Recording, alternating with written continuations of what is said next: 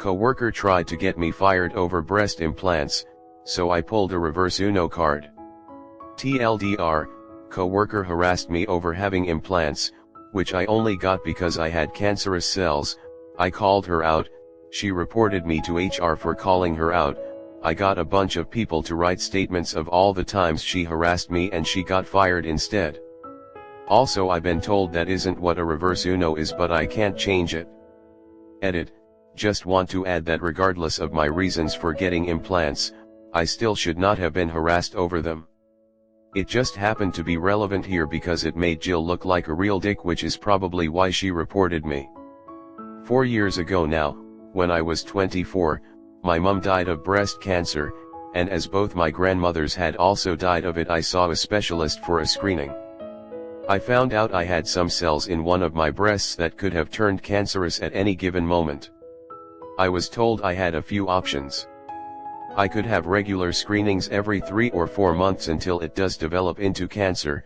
I was told the risk of the cells becoming cancerous was very high due to family history, but it could also potentially never could turn, so I'd just be getting these screenings for no reason. I could get a single mastectomy on the breast with the bad cells, but they'd need to keep an eye on the other one, so I'd still need regular checkups for the other breast. I could get a bilateral mastectomy and remove all of my breast tissue, basically eliminating the risk. I went for the bilateral mastectomy. It was admittedly the most drastic option, but after seeing what cancer did to my mum and grandmothers, I didn't want to risk it. I was warned about scarring but told it should be fairly minor. It wasn't, and I was left with 2 huge, pink, jagged scars on either side of my chest, each about 1 inch long and half an inch wide, and it caused me to go into a severe depression, where it got to the stage of me not even leaving my flat because I didn't want people to see me, throwing out my mirrors, and getting physically sick looking at myself. I went to a therapist, who suggested a plastic surgeon.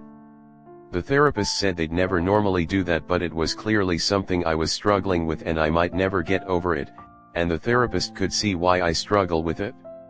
Although I'll admit the therapist did send me to ask about scar reduction. The plastic surgeon suggested a cream, a laser, or implants. The cream didn't work, and the laser was both expensive and risky, so I went with the implants. My natural boobs were an F cup, so I went with a slightly smaller DD. Since then my mental health has improved and I feel a lot better about the way I look. My confidence has gone up, as has my self-esteem. I know I shouldn't put so much into my appearance, but I wasn't exaggerating about these scars. Huge, bright pink, jagged, raised, just really awful to look at, and I hated seeing myself, and they are now nicely hidden away and you can barely feel them. In the present day, I'm 28 years old and working in an office. I'm doing a lot better than I was.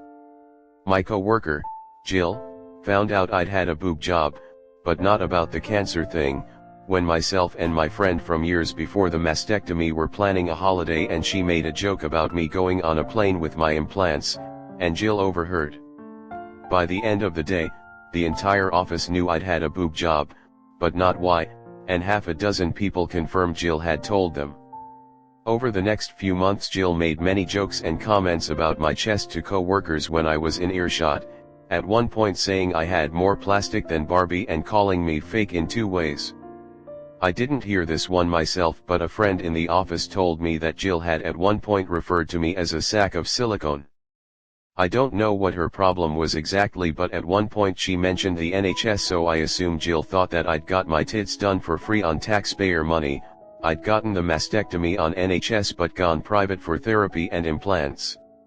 I asked her to stop more than once, but unfortunately the places I'd talked to her were places like the lift and the women's bathroom, where there weren't any cameras, and Jill just kept making comments no matter how often I asked her not to. I wouldn't say it was every single day, but I heard at least 3 comments per week for 3 months. I hit my breaking point when me, Jill and a few other co-workers were having lunch. I referred to something as being shallow and Jill said you'd know all about being shallow while gesturing to my chest. I snapped. I said, do you know why I have these? A few years ago the doctors found potentially cancerous cells in my breast tissue. I was advised to get a mastectomy and was left with huge ugly scars on my chest. I went to see a therapist who sent me to a cosmetic surgeon, who advised me to get implants to hide the scars, and I did just so I could look at myself in the mirror without crying. So maybe next time you want to judge someone for having cosmetic surgery, you should ask them why they had it first. And feeling like that was a mic drop moment, I picked up my food and left.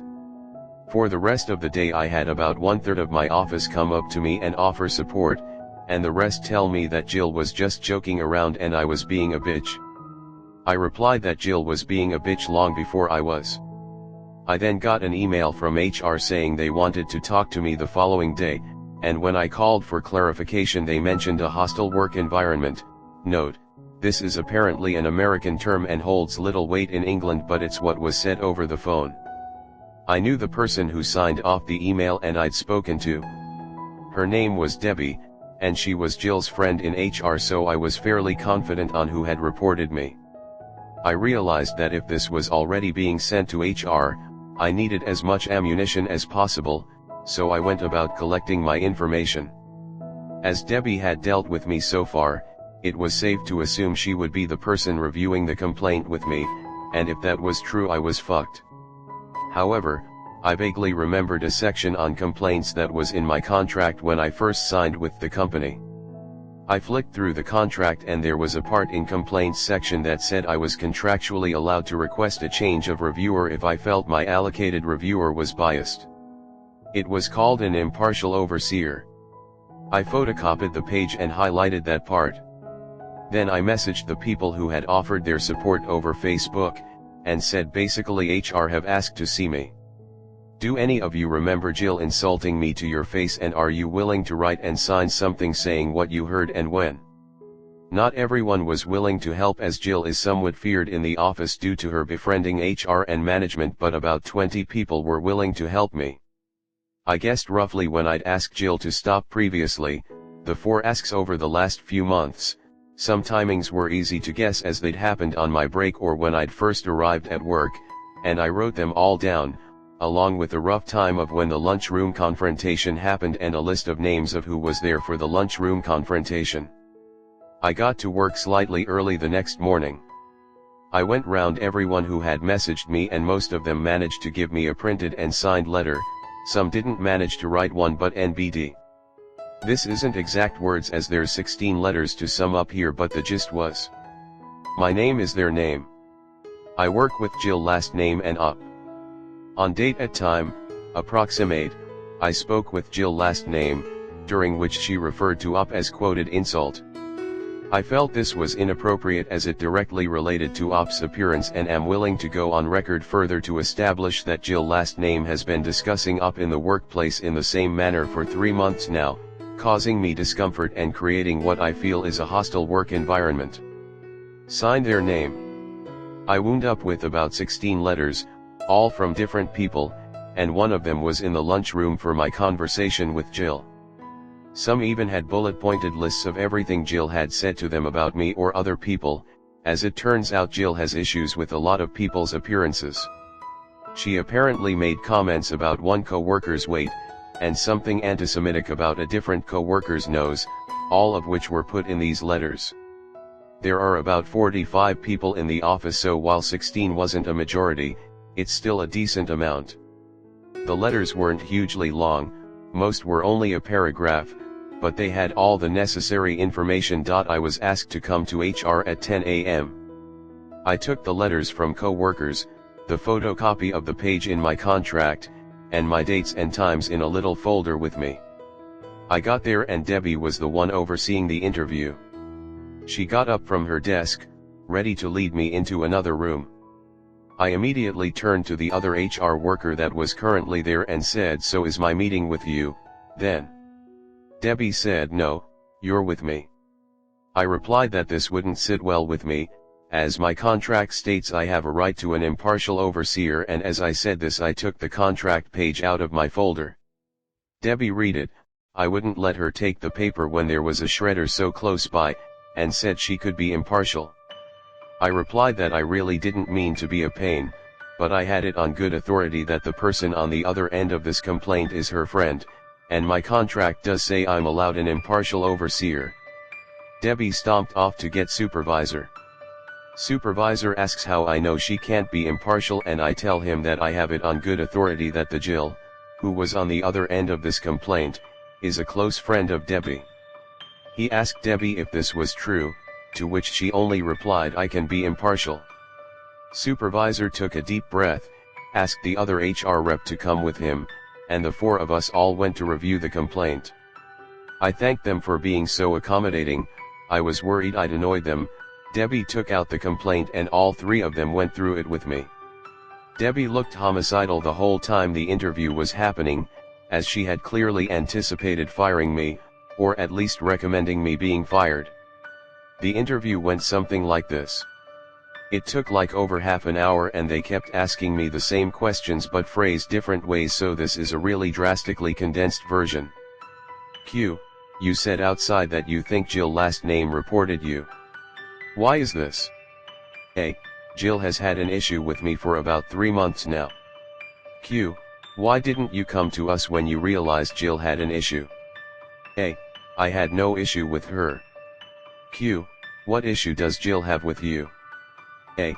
4 years ago a specialist identified potentially cancerous cells in my breast tissue. I had surgery to remove my breast tissue, thereby removing the cells and the risk. After the surgery I was left with large scars on my chest.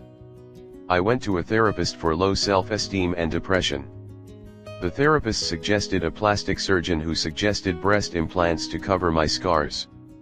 All of this is in my medical history, which you have a copy of in my file and my full permission to review. Jill found out about my breast implants but didn't know about the cancer. Jill had a problem with my breast implants, and decided to communicate this problem to our co-workers. Q. Why do you feel this is true? A. Here's 16 signed statements, all from different co-workers, all testifying that Jill told the entire office I'd had breast implants on the day she found out, and has since made comments about these implants frequently. They have quotes of what Jill said to them about it and rough dates and times. Q. Rough dates and times. A. No one knew this would be escalated to such an extent, so no one really took notes as and when it happened. Q. What event or events do you think directly led to this complaint of harassment? A. For me, harassment began when Jill told everyone about my breast implants without my consent, but as to the complaint placed against me, it would probably be what happened at about time yesterday in the lunchroom. Jill made a comment about me being shallow while gesturing to my breasts, and I replied by giving her an abridged version of my relevant medical history and ending with a comment about the importance of getting the full story. There are cameras in the lunchroom, so I'm sure you'll be able to find that conversation.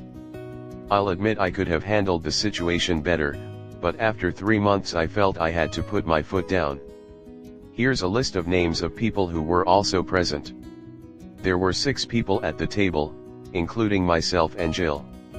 One of these people is also in those letters, and has written their account of the conversation and signed it.